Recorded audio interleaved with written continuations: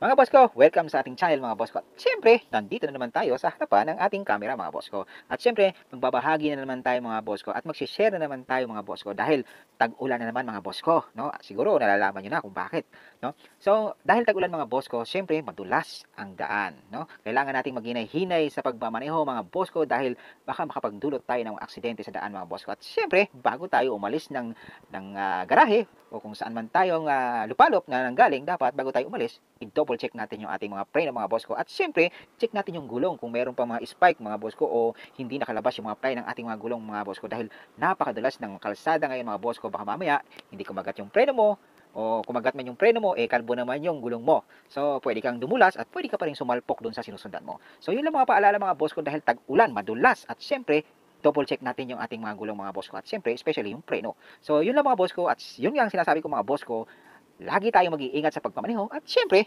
huwag maging abusado. Yun lang mga boss ko. Maraming salamat. Bye-bye!